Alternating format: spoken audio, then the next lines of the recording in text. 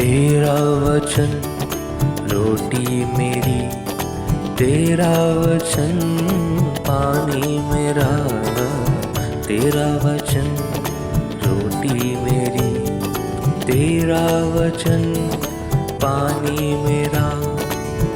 खाकर मैं भूखा न रहूं, खाकर मैं भूखा न रहूं, पीकर मैं प्यासा न रहूं। मेरे यीशु यीशु, मेरे यीशु यीशु, मेरे यीशु यीशु, मेरे यीशु यीशु की जय।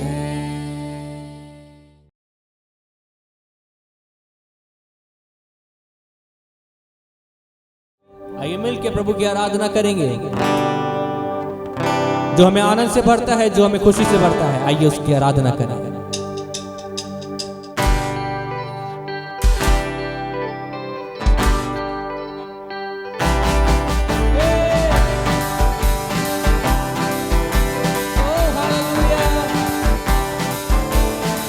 ये जीवन है तेरा प्रभु जी, तू ही राज करे हो तेरी मर्जी।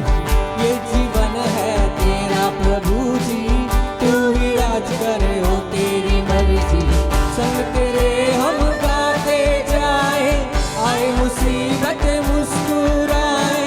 संग तेरे हम गाते जाए, आए मुसीबत मुस्कुराए। तेरे भवन में आनंद की भरपूरी है। यीशु तू संग तो जीवन में संतुष्टि है। ओ तेरे भवन में आनंद की भरपूरी है। ओ यीशु तू संग तो जीवन में संतुष्टि है।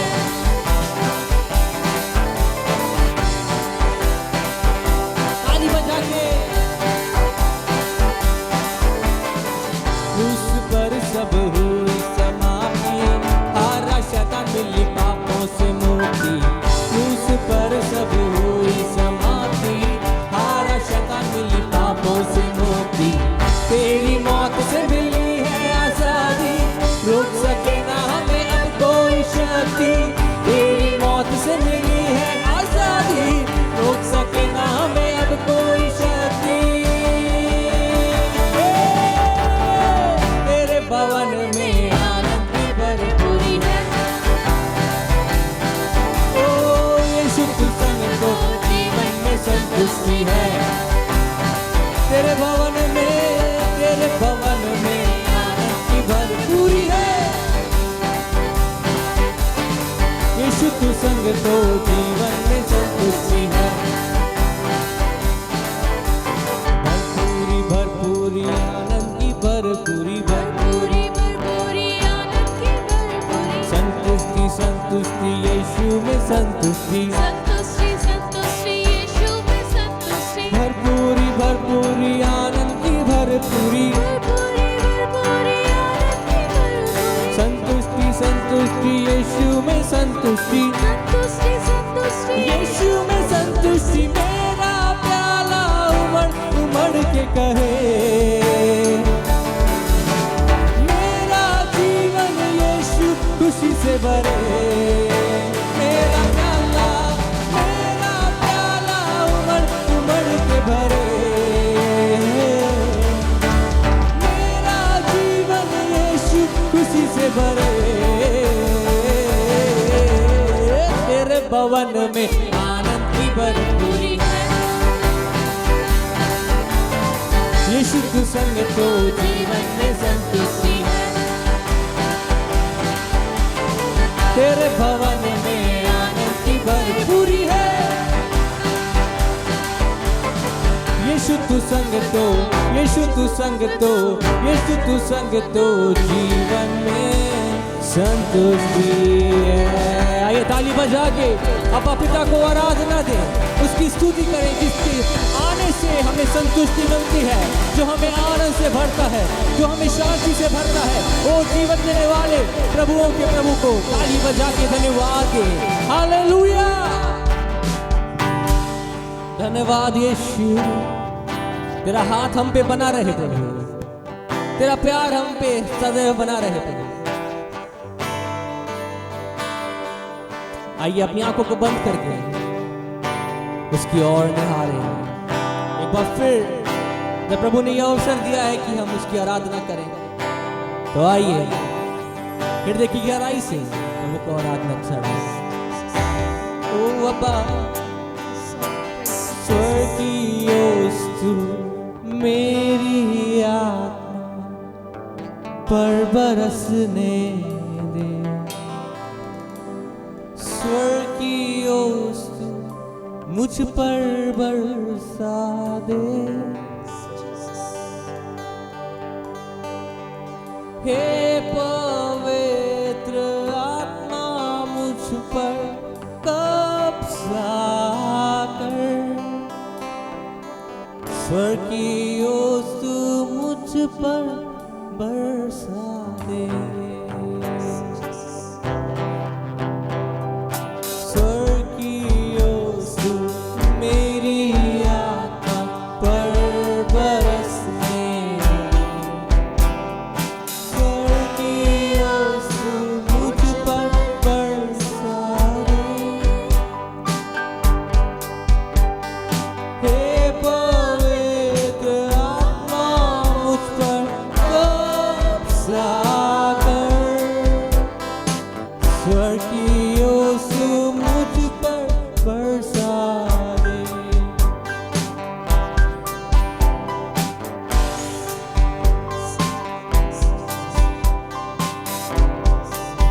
ओ अब्बा तेरी आराधना हो, आऊं जब तेरे सन्मुख प्रकाशित मुझे कर, अपनी बाहों में लेकर तू चल।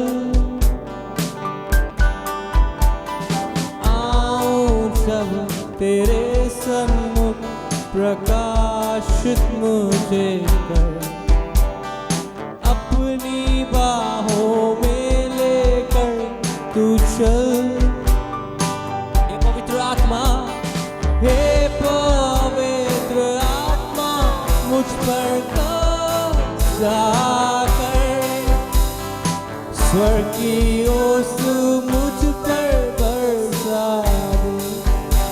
हे पवित्र आत्मा, हे पवित्र आत्मा मुझ पर कब्जा कर, हालेलुया, स्वर्गीय स्तु मुझ पर बरसा दे।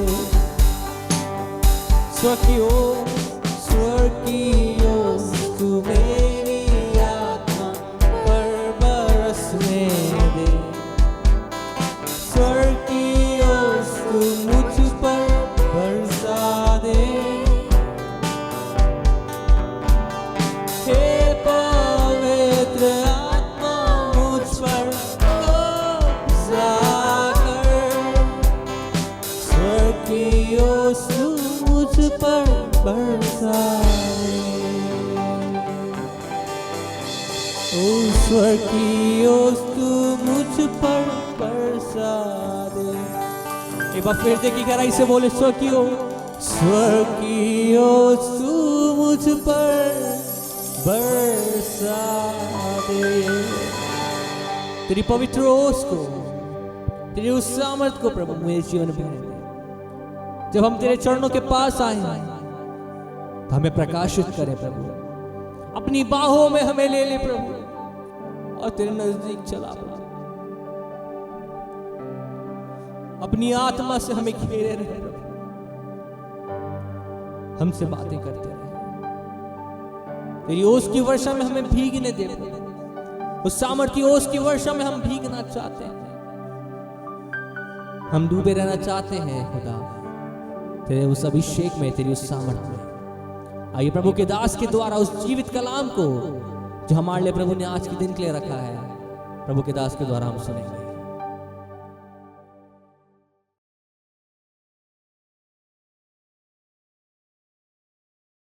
Praise the Lord.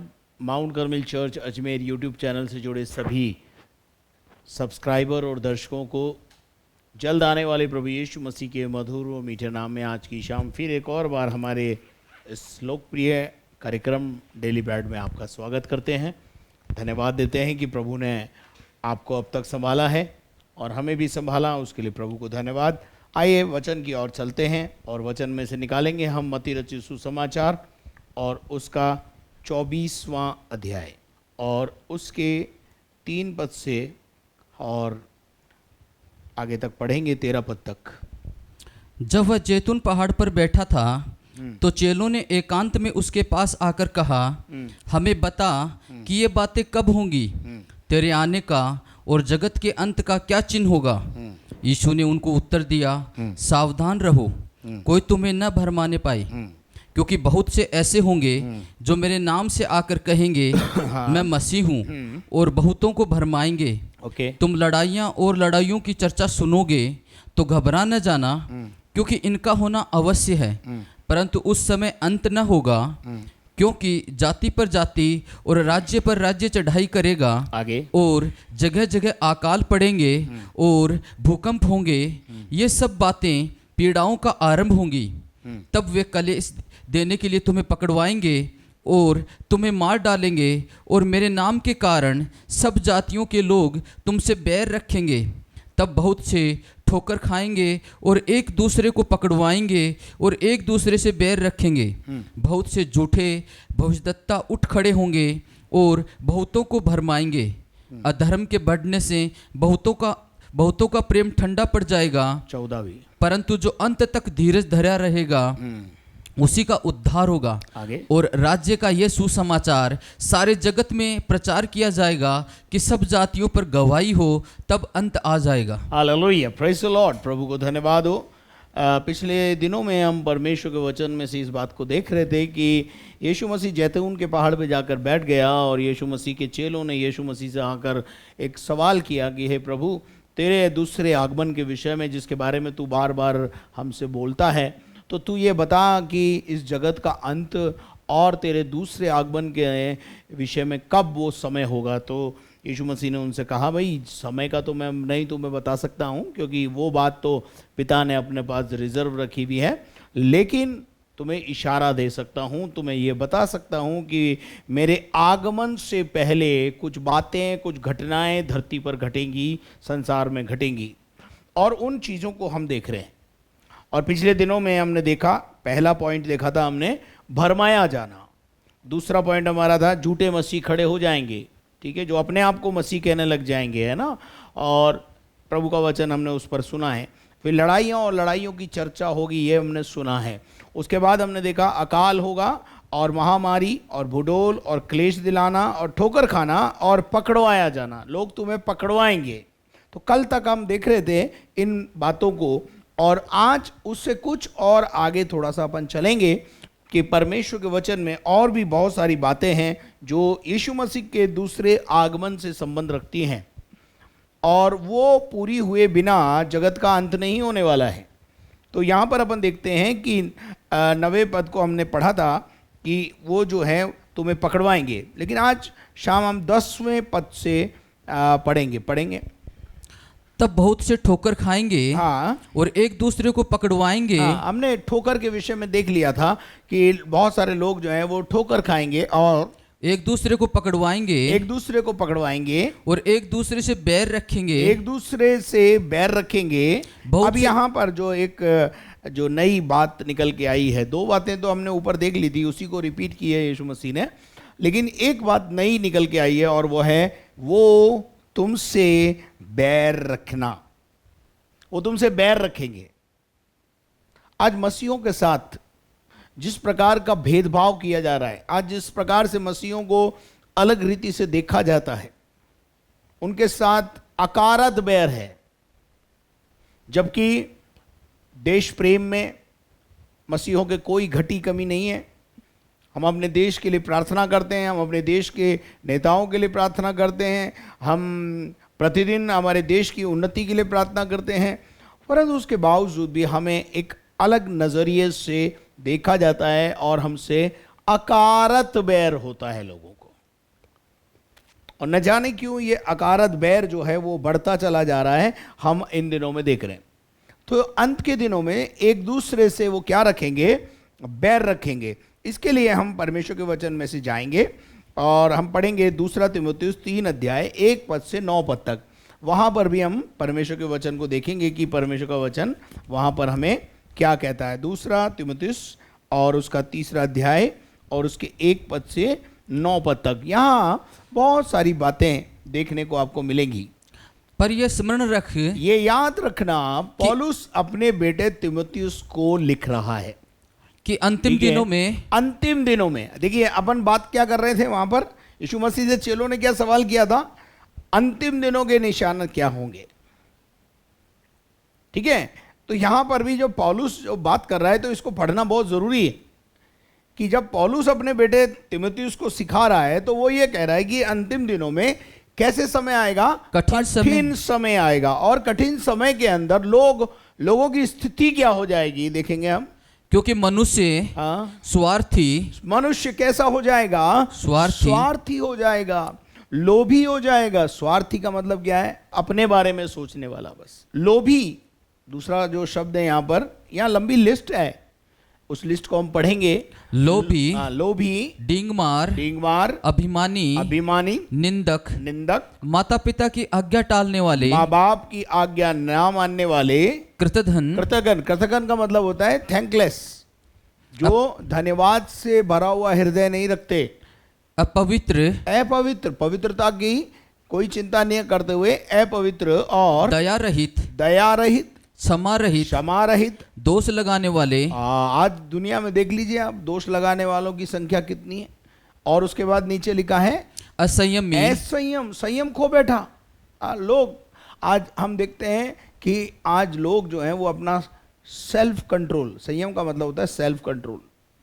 आज आपको अपनी इंद्रियों पर कंट्रोल करना है, उसी को बोलते हैं सेल्फ कंट्रोल, है ना। अपनी इच्छाओं पर, अपनी अभिलाषाओं पर, अभिलाषाएं तो बहुत होती हैं हमारे जीवन में, लेकिन उन अभिलाषाओं को, उन इच्छाओं को जो मसीह के प्रचार के या मसीह की पहचान के विरुद्ध उठती है, उनको कैद करना, उनको कब्जे में लाना, उनको यीशु मसीह की कदमों में ले जाके डालना।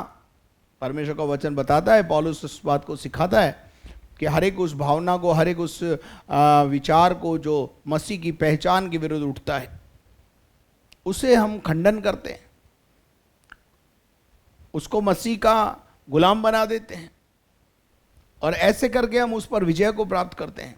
सेल्फ कंट्रोल आज हम खो चुके हैं। उसके बाद क्या है, कठोर हो गए हैं, मन कठोर हो गया है, भले के बैरी। और आज कठोरता के कारण लोग परमेश्वर से अलग हैं, परमेश्वर के बैरी हो चुके हैं। और आगे लिखा है भले के बैरी, मतलब बुरे के बैरी नहीं है, लेकिन जो भलाई करने में लगा हुआ है, जो अच्छे काम करने में लगा हुआ है, हम उसी के पीछे हाथ धो के पड़े हुए हैं। और मैं अगर ये कहूँ हाथ धो के नहीं, नहा धो के पड़े हुए हैं, तो ये भी कोई अतिशयोक्ति नहीं होगी। विश्वास, आज भाई भाई के साथ विश्वासघात कर रहा है, बहन बहन के साथ, पिता पुत्र के साथ, पुत्र पिता के साथ विश्वासघात। कलीसिया के लोग विश्वासियों के साथ, कलीसिया आपस में विश्वासी एक विश्वासी के साथ विश्वासघात कर रहा है, पास्टर के साथ विश्वासघात हो रहा है। तमाम प्रकार से हम देखते हैं कि विश्वासघातियों की संख्या बढ़ती चली जा रही है। ये अंतिम दिनों की निशानी है मेरे प्रिय भाई बहनों। ढीठ हो जाएंगे लोग और घमंडी हो जाएंगे, और परमेश्वर को नहीं, परमेश्वर के नहीं परंतु सुख विलासी के चाहने वाले होंगे। सुख विलास के चाहने वाले, कंफर्ट जोन में रहना चाहते हैं लोग, प्लेजर लाइफ चाहते हैं, किसी प्रकार का कोई टंटा ना हो, ऐसी वाली लाइफ पसंद करते हैं, सुख विलास के ही चाहने वाले। और वे भक्ति का भेष तो धरेंगे, भक्ति का भेष धरेंगे, यानी आडंबर तो करेंगे पर उसकी शक्ति को न मानेंगे। भक्ति का भेष धरेंगे यानी ऊपर से कुछ है और अंदर से कुछ है, उसकी शक्ति को नहीं मानेंगे। ऐसों से परे रहना पौलुस अपने बेटे तीमुथियुस को सिखा रहा है, ऐसों से तू क्या रहना, परे रहना। अगर आज का पास्टर अपने किसी शिष्य को ये सब बातें सिखाए, या अपनी कलीसिया को ये बातें सिखाए, और या कलीसिया से कहे ऐसों से दूर रहो, तो कलीसिया मानने को तैयार नहीं होती है। कलीसिया समझती है कि ये पास्टर हमको उस पास्टर से मिलने नहीं देना चाहता है, या हमको जो है भाईचारा रखने नहीं देना चाहता है। बाइबल बताती है भाई कि वो भेड़ के भेड़ में भेड़िए हैं, और ऐसों से परे रहना। और इन्हीं में से वे लोग हैं इन्हीं में से वे लोग हैं जो घरों में दबे पांव घुस आते हैं, जो घरों में घुस जाते हैं, जो घरों में घुस जाते हैं, और उन दुर्बल स्त्रियों को, हाँ मेरी बाइबल में लिखा है छिछोरी स्त्रियों को, जो ज्यादा बोलती हैं, जो ज्यादा चंचल हैं, एक्टिव हैं, मोर देन एक्टिव हैं, उनको क्या कर लेते हैं, वो वश में कर लेते अपने हैं। वश में कर लेते हैं। और जो पापों से दबी, जो पापों से दबी और अभिलाषाओं के वश में होती हैं, उनको वो अपने कंट्रोल में कर लेते हैं और घर के घर उजाड़ देते हैं। जिन्होंने धर्म का चोला पहन रखा है, जिन्होंने भक्ति का भेष धर रखा है, पर भक्ति से उनका कोई लेना देना नहीं है, उनका बस चले तो वो बर्बाद कर दें घरों को। मेरे अजीजों, परमेश्वर का वचन हमें ये बात सिखाता है। हम 9 तक पढ़ेंगे, इसको पढ़ेंगे। और सदा सिखाती तो रहती हैं, नहीं, सदा सिखाती नहीं रहती हैं, वहां लिखा है सदा सीखती तो रहती हैं। और सदा सीखती तो रहती हैं। क्या है? सदा सीखती तो रहती सदा हैं। सीखती। देखिए, स्त्री जब भी इस्तेमाल हुआ है तो स्त्री जो है वो कलीसिया को संबोधित करता है। किसको संबोधित करता है?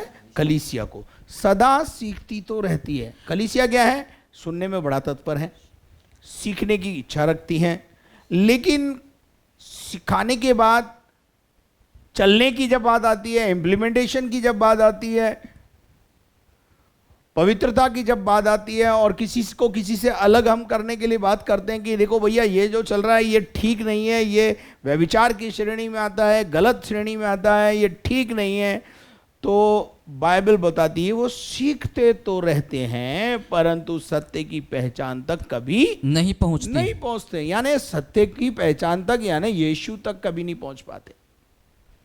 जहां यीशु मसीह के साथ एनकाउंटर जैसी बात होती है ना, वो हमारे जीवन में नहीं होती। और जैसे यनेस हाँ। और यम्ब्रेस ने मूसा का विरोध किया था, जैसे यर्नेस और यम्ब्रेस ने मूसा का क्या किया? विरोध किया। आज पास्टर का विरोध, मूसा कौन था? ही वॉज ए लीडर, है ना, वो एक अगुवा था, और उस अगुवे को जो मिस्र की गुलामी में से लोगों को छुड़ा के लाया था, और ये यन्नेस और यम्ब्रेस भी उन्हीं में से एक थे जिनको छुड़ाया था। ये छुड़ाए हुए लोग में से कुछ लोग कलीसिया में समलत और तोबिया, यन्नेस और यम्ब्रेस और ये दातान की स्थिति में आ जाते हैं, और यन्नेस और यम्ब्रेस ने मूसा का विरोध किया था। और ये ऐसे मनुष्य हैं, ये ऐसे मनुष्य हैं जिनकी बुद्धि भ्रष्ट हो गई है। इनकी बुद्धि क्या हो गई है? कई कलीसिया में कई लोग हैं जिनने केवल पास्टर का विरोध करना सीखा है, वचन का विरोध करना सीखा है। इनके लिए पौलुस कहता है इनकी बुद्धि क्या हो गई है भैया? भ्रष्ट हो गई है। अगर आपकी तो नहीं होगी ना, आप तो ऐसे नहीं है ना। प्रभु को धन्यवाद दो अगर आप ऐसे नहीं हैं, और अगर आप भी इसी काम में लगे हुए हैं तो ये समझ लेना, परमेश्वर के दास के और हर वचन पर कटाक्ष करना, हर वचन के वो विरोध में बोलना, अगर ऐसा हो गया है तो ये बुद्धि भ्रष्ट होने के पूरे पूरे संभावनाएं हैं, और ये बर्बादी के साइन है। ये तो ऐसे मनुष्य हैं जिनकी बुद्धि, हाँ वैसे यहाँ देखिए इसमें मेरी बाइबल में लिखा है मूसा का विरोध किया, वैसे ही ये भी सत्य का विरोध करते हैं। हम सच्चाई का प्रचार करते हैं, हम यीशु मसीह को प्रीच करते हैं, हम गॉस्पल प्रीच करते हैं, और ये लोग हमारे विरोध में खड़े होते हैं। ये ऐसे मनुष्य हैं जिनकी बुद्धि क्या हो गई है? भ्रष्ट हो गई है। और वे विश्वास के विषय में निकम्मे हैं। विश्वास है तो कौन? विश्वासी, लेकिन है कौन? विश्वास के विश्वासी है, यूं समझ लो आप। जहर उगलते रहते हैं हमेशा, कलीसिया में तोड़ फोड़ करना, गलत रास्ते के ऊपर चल पड़ना, या लोगों को भटकाना, भ्रमित कर देना, पास्टर के विरोध में उकसा देना, कलीसिया के विरोध में उकसा देना, इनकी बुद्धि भ्रष्ट हो गई है। और ये विश्वास के विषय में, यानी उस सब्जेक्ट के विषय में जो विश्वास कहलाता है, उसमें क्या ठहरे हैं? निकम्मे, निष्क्रिय, रिजेक्टेड। इंग्लिश में लिखा है they are rejected by God. और नवा पद, पर वे इससे आगे नहीं बढ़ सकते, पर वे इससे आगे नहीं बढ़ सकते, क्योंकि जैसे उनकी अज्ञानता सब मनुष्यों पर प्रकट हो गई थी, जैसे उनकी अज्ञानता सब मनुष्यों पर प्रकट होती है, वैसे ही इनकी भी हो जाएगी। इनकी भी हो जाएगी। जैसे उनकी अज्ञानता, किन की अज्ञानता? वो जिन्होंने मूसा का विरोध किया था। देखिए, मूसा का विरोध तो उसकी अपनी सगी बहन मिरियम ने भी किया और उसके भाई हारून ने भी किया। एक बार मूसा ने जो है एक कुशी लड़की से शादी कर ली। उस बात को लेकर के बहुत विवाद हुआ और मूसा के विरुद्ध जो है कुड़कुड़ाने लगे। एक जगह इन्होंने बोला क्या खुदा तेरे से ही बातें करता, हमसे बात नहीं करता है। कई बार ये जलन भी हो जाती है हमको, आपस में रिश्तेदारों को, भाई बहनों को, निकट संबंधियों को, या लीडर्स को जो हमारे साथ में लीडरशिप में होते हैं, तो वो उस चीज़ के शिकार हो जाते हैं और वो बोलते हैं क्या परमेश्वर राजेंद्र डेविड भैया से ही बात करता, हमसे नहीं करता, हमारी सुनो। और इस प्रकार के यर्नेस और यम्ब्रेस जैसे कुछ लोग हर कलीसिया में पाए जाते हैं। ये मत समझिए कि आप ही हमारी ही कलीसिया में पाए जाएंगे। बाइबल बताती है वो हर जगह पाए जाएंगे और ऐसों से परे रहने के लिए बाइबल बोलती है।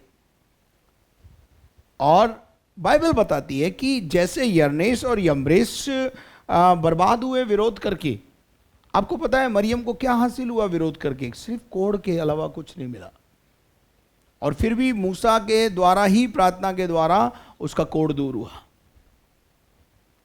अननेसेसरी 7 डेज जो है मरियम को जो है बाहर जाकर के समय बिताना पड़ा कोढ़ की वजह से, केवल विरोध के कारण। आज आप लोगों के मनों में पता नहीं क्यों विरोध उत्पन्न हुआ है। विरोध क्यों उत्पन्न होता है? विरोध परमेश्वर का वरदान नहीं है, ये शैतान का वरदान है। विरोध करना और दोष लगाना या दोष ढूंढना, ये परमेश्वर की पवित्र आत्मा का काम बिल्कुल भी नहीं है, ये शैतान का काम है। चलिए हम उसमें वापस आएंगे और फिर आगे बढ़ेंगे कि बैर रखते हैं, अकारत बैर है।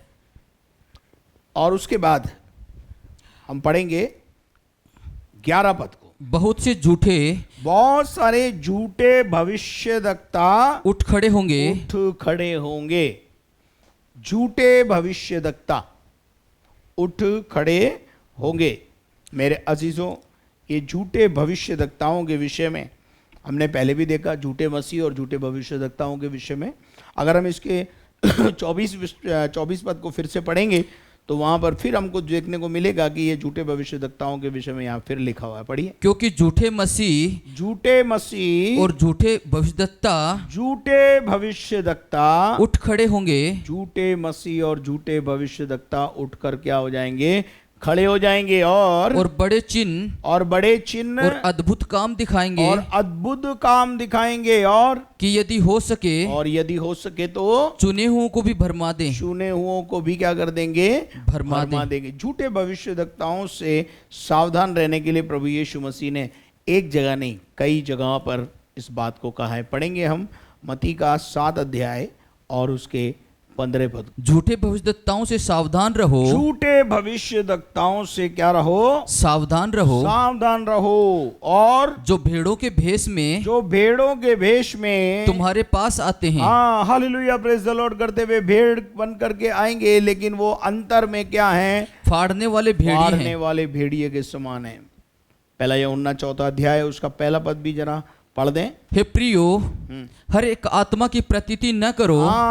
यहाँ परमेश्वर का वचन कहता है हर एक आदमी, हर जो प्रभु का दास बाइबल उठा के आया है ना, उसकी प्रतीति न करो, ना करो, उसके द्वारा वचन मत सुनो, उसके द्वारा सीखो मत, और वरन आत्माओं को परखो वरन आत्मा को परखो कि वे परमेश्वर की ओर से हैं वे परमेश्वर की ओर से हैं या नहीं है। क्योंकि बहुत से झूठे भविष्यद्वक्ता, अब देखिए यहाँ बिल्कुल स्पष्ट लिखा है, वो आत्माओं को परखो। जो आ रहा है, प्रचारक आ रहा है, पास्टर आ रहा है, प्रॉफिट आ रहा है, लॉस आ रहा है, जो भी आ रहा है, उसको परखो कि वो कौन है। झूठे भविष्यद्वक्ताओं से सावधान रहो, जो भेड़ों के वेश में तुम्हारे पास आते हैं, वरन अंतर में फाड़ने वाले भेड़िए के समान है।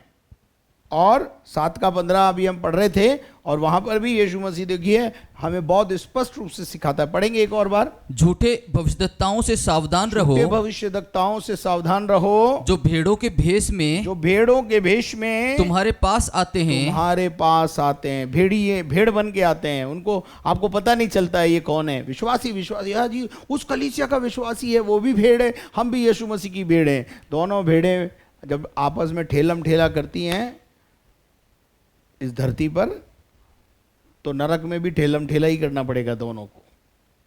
जो अपने अगवे की बात नहीं सुनती,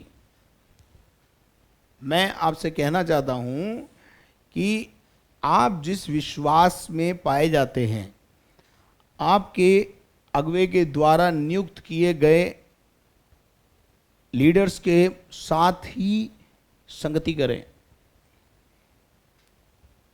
दूसरी अन्य कलीसिया में जाने वाले या दूसरे विश्वास में आगे बढ़ने वाले या अन्य किसी प्रकार के विश्वास में जो आगे बढ़ रहा है, उसके साथ आप जब फेलोशिप करना शुरू करेंगे, आप हमेशा नुकसान में रहेंगे। क्योंकि वो भी यीशु मसीह की भेड़ बोलेगा अपने आप को, और आप भी यीशु मसीह की भेड़ बोलेंगे अपने आप को। है तो दोनों भेड़, लेकिन सिद्धांत अलग अलग चल रहे हैं। और ऐसे में जब कई बार हमने देखा है कि जहां नींव मजबूत नहीं होती, वहां बहुत गड़बड़ हो जाती है। शिक्षा में बने नहीं रहते, हम डामाडोल होते हैं, बयार से उछाले जाते हैं। तो इस प्रकार से हम इस बात को समझें। परंतु अंतर में फाड़ने वाले भेड़िए हैं। हाँ, बस चलिए अपन और आगे बढ़ेंगे। मत्ती का 10 अध्याय और उसके 16 पद को पढ़ेंगे। वहां पर परमेश्वर का वचन क्या कहता है? देखो मैं तुम्हें भेड़ों के समान, भेड़ों के समान भेड़ियों के बीच में भेजता हूँ। प्रभु यीशु मसीह कह रहा है, भेड़ियों के बीच में, भेड़ों के समान तुम हो, और तुम्हें भेड़ियों के बीच में भेजता हूँ। इसलिए सांपों के समान, इसलिए क्या बनो? सांपों के समान बुद्धिमान, सांप के समान बुद्धिमान, और कबूतर की मानिंद भोले बनो। सांप की मानिंद क्या बनना है? बुद्धिमान। सांप क्या है? बहुत बुद्धिमान है। भेड़ के अंदर क्या होनी चाहिए? बुद्धिमानी होनी चाहिए। उसको समझना है कि जो सामने वाला है वो भेड़िया है, और मैं भेड़ियों के बीच में आ गया हूं, लेकिन अब बुद्धिमानी से वहां से निकलना है। और कबूतर की मानिंद क्या बनो? बोले बनो। जहां चालाकी करनी है, जहां बुद्धि को इस्तेमाल करना है, वहां पर आपको अपनी बुद्धि का इस्तेमाल करना है। जहां भोलापन रखना है, वहां भोलापन रखना है। कबूतर की मानिंद भोले और सांप की मानिंद चालाक बनो, क्लेवर। आपको पता है, जब आप सांप बोलते हैं ना, तो सांप को बहुत जल्दी सुनाई पड़ता है। सुनने में सांप से सब नीचे। थोड़ा सा भी आप धीरे से भी बोलोगे सांप सांप, और उसको पता चल जाता है और वो वहां से सटक लेता है।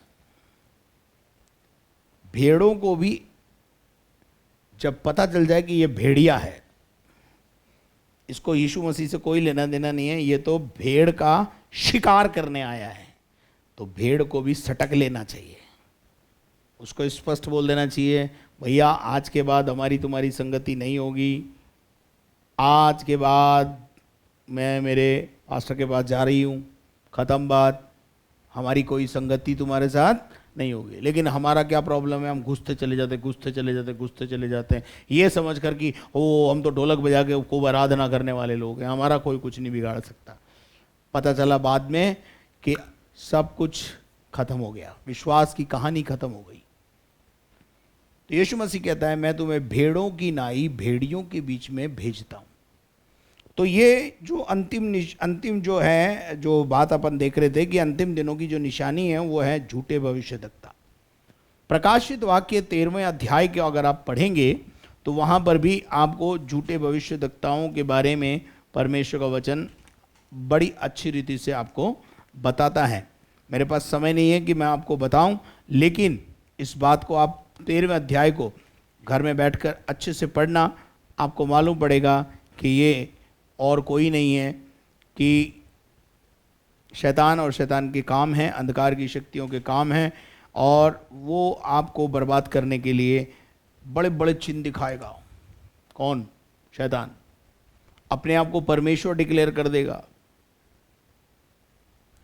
और उस 13वें अध्याय को अगर आप पढ़ेंगे तो आपको, समय नहीं है मेरे पास कि मैं आपको ये बात पढ़ाऊं, लेकिन समय आप जरूर समय निकाल कर उसको पढ़ें।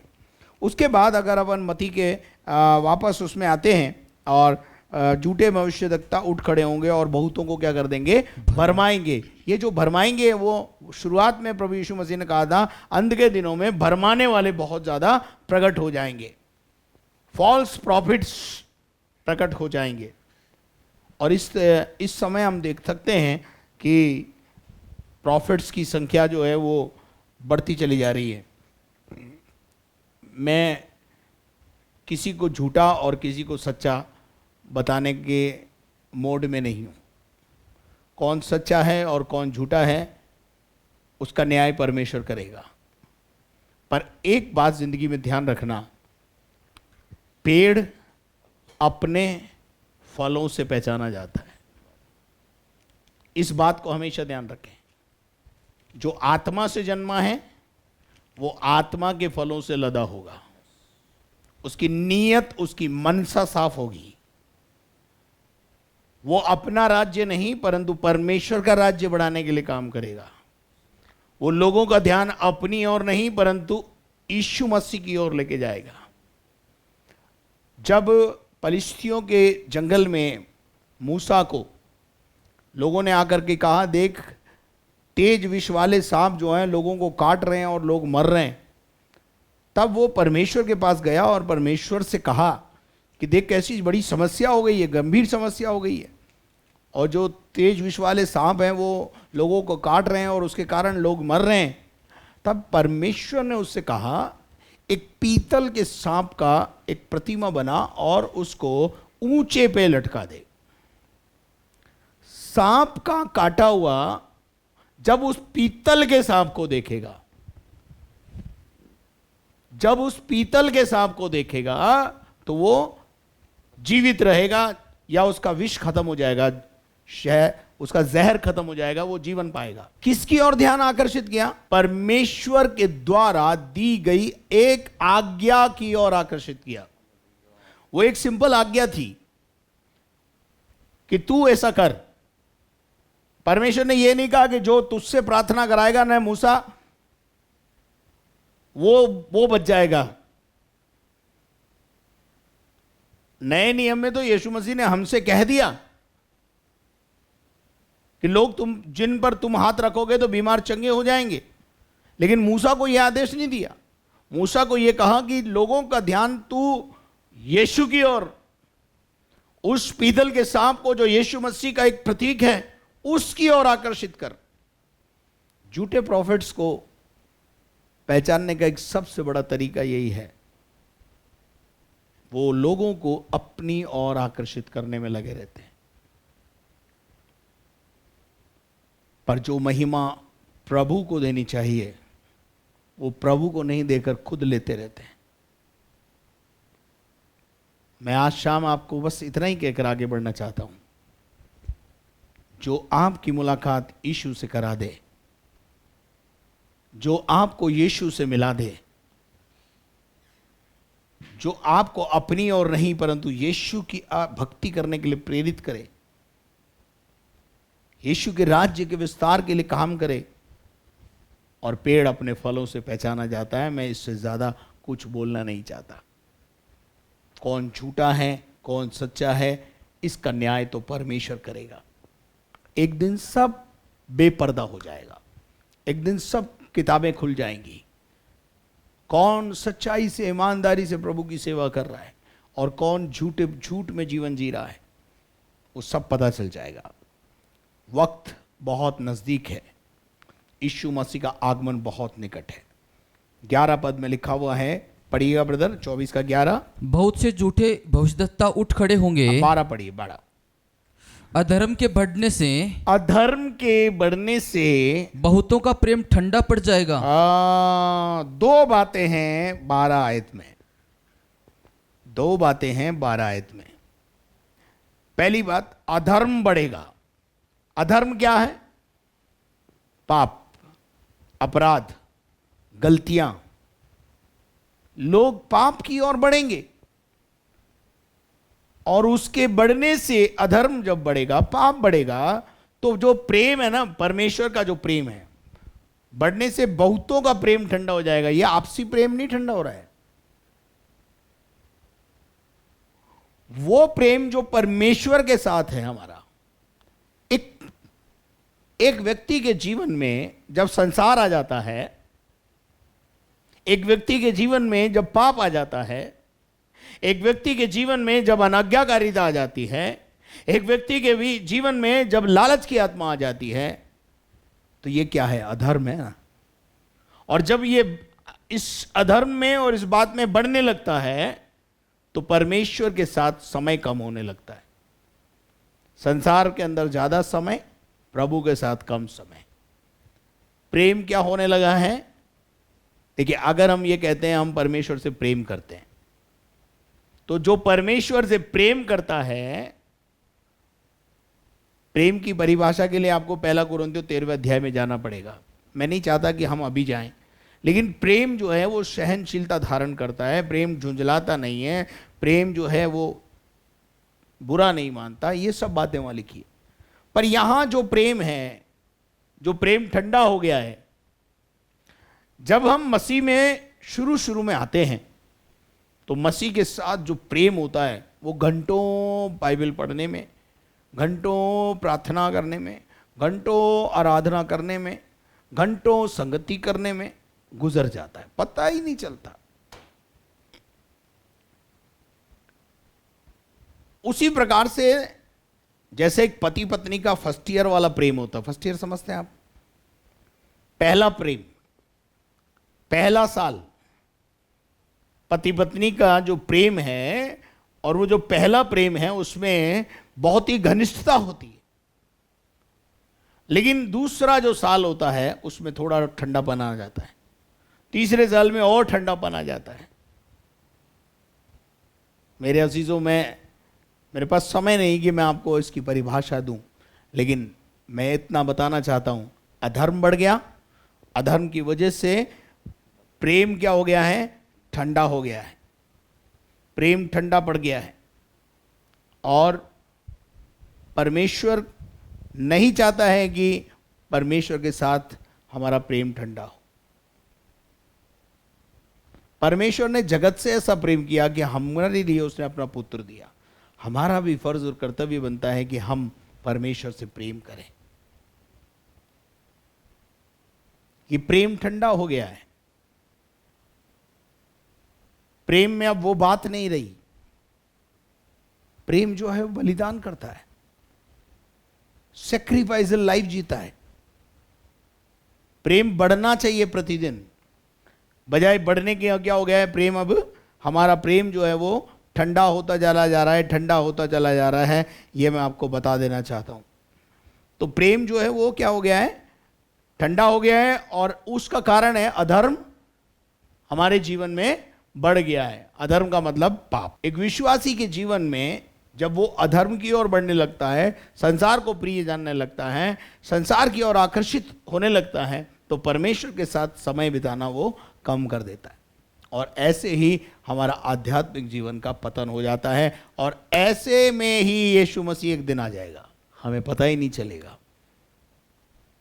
क्या हो गया? आज की शाम मैंने आपको 4-5 पॉइंट बताए जिसमें मैं आपको रिवाइज कर देना चाहता हूं। पहली बात, बैर रखेंगे, झूठे भविष्यद्वक्ता और अधर्म का बढ़ना और प्रेम का ठंडा पड़ जाना। ये 4 बातें आज हमने देखी। अगर प्रभु हमें मौका देगा हम आगे फिर जो शेष बातें रह गई हैं उनको देखेंगे। परंतु आज के लिए परमेश्वर इस वचन के द्वारा आपको आशीषित करे और आपके जीवन में भी यदि अधर्म बढ़ गया है और प्रेम ठंडा हो गया है तो आप अपने आप को जांच दें। झूठे भविष्यद्वक्ताओं से सावधान रहें। अंत के दिनों में ये सब कुछ होगा और ये अंतिम दिनों की निशानी है, चिन्ह है, जो आज हम पूरे होते हुए देख रहे हैं। अगर हम आज इन चिन्हों को पूरा होते हुए देख रहे हैं तो इसका अर्थ है यीशु मसीह का दूसरा आगमन निकट है या जगत का अंत निकट है। तो चलिए हम अपने आप को तैयार करें। आइए प्रार्थना करें। हमारे जीवित और महान परमेश्वर, आपके बेटे प्रभु यीशु मसीह के द्वारा आपके चरणों में अपना सर झुकाए हुए आपके पास आते हैं। धन्यवाद करते हैं, तूने हमारी प्रार्थना को सुना है। इस वचन के द्वारा तूने हमें आशीष दिया है। जिन बिंदुओं को हमने देखा, सीखा प्रभु जी कि यीशु मसीह के दूसरे आगमन से पहले ये चिन्ह होंगे। प्यारे खुदावन, बाइबल में और भी बहुत सारी बातें हैं जिन्हें हम आने वाले दिनों में देखेंगे और सीखेंगे। प्यारे खुदावन प्रभु जी, तो ऐसा करने के लिए हमें बल, शक्ति और सामर्थ्य दे। जो आज बीमार हैं हम उनकी चंगाई के लिए, और जो जिनके आज जन्मदिन है और जिनके आज मैरिज एनिवर्सरी हैं, उनको यीशु मसीह के नाम से हम आशीष कहते हैं। धन्यवाद करते, तूने हमारी प्रार्थना सुनी है। सारी महिमा तुझे देते हुए प्रार्थना को यीशु मसीह के नाम से मांगते हैं, आमीन। और अब हमारे खुदावंद यीशु मसीह का फजल, खुदा बाप की मोहब्बत, पाक रूह की रिफाकत और शराकत अब से लेकर हमेशा तक हम सबों के साथ होती रहे और हम सब बोलें आमीन। Praise the Lord, may God bless you. परमेश्वर आपको आशीष दे। यदि आपने हमारे चैनल को सब्सक्राइब नहीं किया है तो जल्दी से आप उसे सब्सक्राइब करें, बेल आइकन को दबाएं, शेयर करें और लाइक करें। प्रार्थना टावर के नंबर्स स्क्रीन के ऊपर मौजूद हैं। यदि आप चाहते हैं कि हम आपके लिए प्रार्थना करें, इन नंबरों पर आप जरूर कॉल करें प्रार्थना करने के लिए। और यदि आप इस सेवकाई से आशीष पा रहे हैं तो जरूर प्रतिदिन प्रार्थना में हमें उठाए रखें। और किसी भी प्रकार के आर्थिक सहयोग के लिए दिल और अकाउंट्स खुले हुए हैं। अकाउंट नंबर स्क्रीन के ऊपर पाए जाते हैं। धन्यवाद।